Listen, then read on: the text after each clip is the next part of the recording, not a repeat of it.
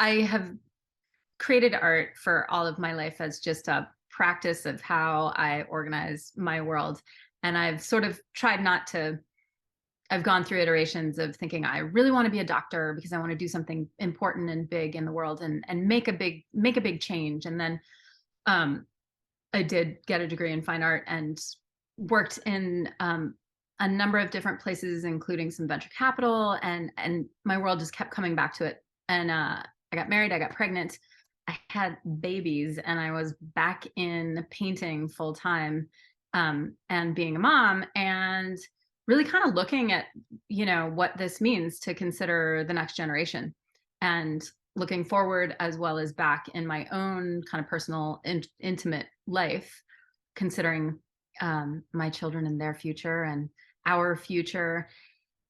And I quickly kind of got to a broader, we are all connected, the ways in which we live in both a natural world to each other as humans, but also in relationship to the environment, in relationship to the animals, to what is happening in the world of extinctions, considering my children and thinking about,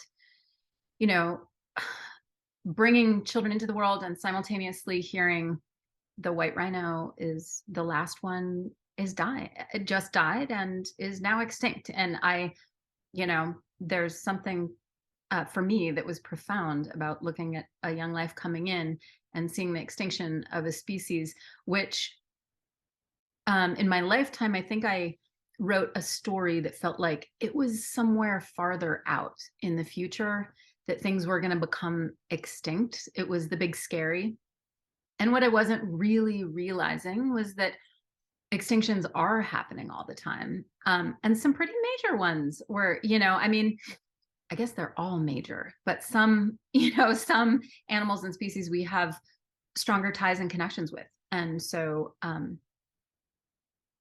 it felt like I need to do whatever I can with what I have as my skill and talent and tool belt to be able to look at my kids and say, I couldn't, I'm not a policymaker right now. And I am not doing, I'm not a research biologist, but this is what I can do. And it felt important to use my voice in a way that hopefully inspires people. I think there's a lot of data out there and a lot of research that aims to scare. I get a bunch of these emails every day in my mailbox that are catastrophizing. And I think there's legitimacy. There's some stuff out there for sure that we should all pay attention to.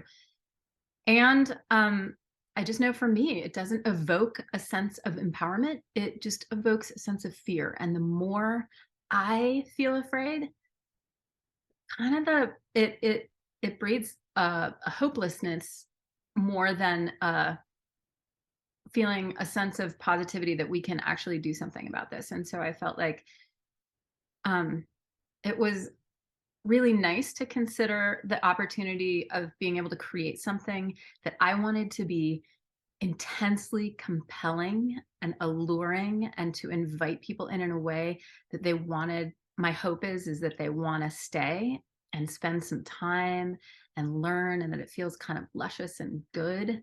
And then underneath there are layers. There's a lot of, there's a bigger story. And I think we do this in so many ways in life, right? That the outside, we want to be friendly. We want people to want to engage. And then underneath in all of our, sometimes it's an intimate personal story, there's a whole bunch more. That's the reality, right? There's just stuff about where we're going and where we've been. And it's all beautiful, but you don't necessarily want to. My sense was that it works better not to hit someone over the head. I'm a honey versus vinegar kind of girl.